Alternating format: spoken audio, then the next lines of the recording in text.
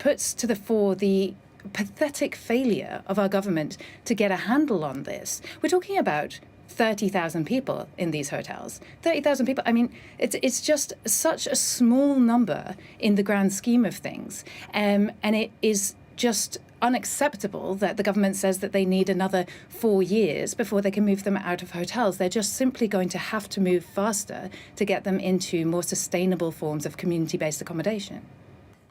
Well, if it was that easy to resolve, presumably the government would have done it by now. The previous government would have done it. And you say it's a small number of people, but it's a big logistical undertaking, isn't it, to find accommodation for 33,000 people?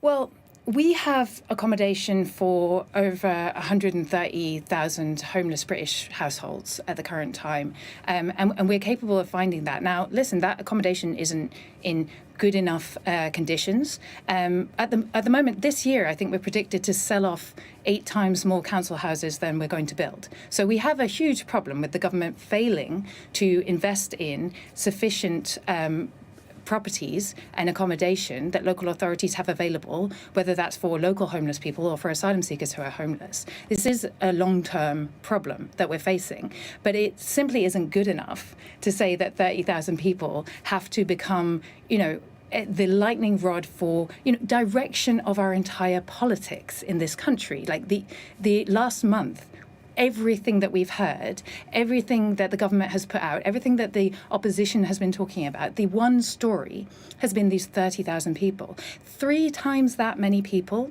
go to see the football at Wembley Stadium every weekend, and we manage it fine. This is just simply not a good enough excuse that it is too many people to handle. The idea that 30,000 people can be leading our entire country to ruin in the way that it seems to be at the moment is a shocking failure, and it's just not good enough. What do you propose as a solution to the bottleneck? Well, the first thing to do is to allow asylum seekers the right to work.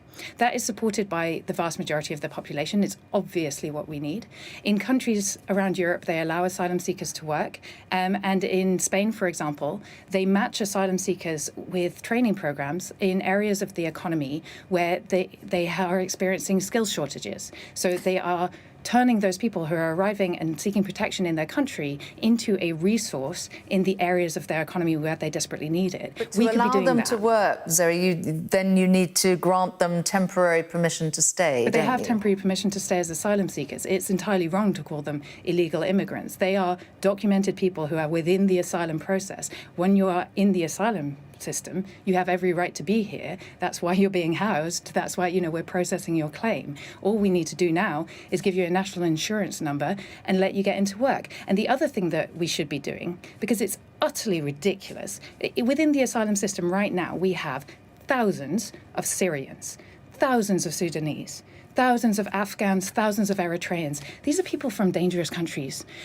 The vast majority of them are found to be refugees at the end of this painstaking, often years-long process where they're not allowed to work and they're kept in these hotels. That's ridiculous. Let's just grant them their status and help them to get on with their lives. So you would grant them a blanket status from certain countries? You would just give a blanket? I think we should have a very light touch system that is designed to establish people's identity, where they come from and what their needs are when they come from countries where we have very high recognition rates for refugees. That should be a fast system that moves people through within a matter of weeks. It is absurd. Like I say, we've got literally thousands of Syrians waiting for over a year in these asylum hotels, and it just doesn't make any sense. And it is the mishandling of the arrival of, like I say, a few thousand people that is now turning our country and its politics on its head. People are protesting about is that it's already too light touch, that there is insufficient documentation about people who are coming, that not enough is known about their backgrounds, about their reasons for being here, and you're proposing to make it lighter touch. I'm afraid that is based on a lack of information that people have, because the asylum system is very rigorous. That's why it takes years. The first thing that happens when people arrive on our shores, the first thing that happens is they are taken to take their biometric details so that we can identify them and so that we know who they are.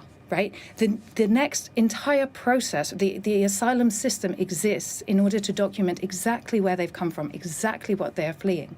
This idea that they are people that we don't know who they are, we don't know who they are until they're here. Once they're in the asylum system, like I said, they are legally staying here.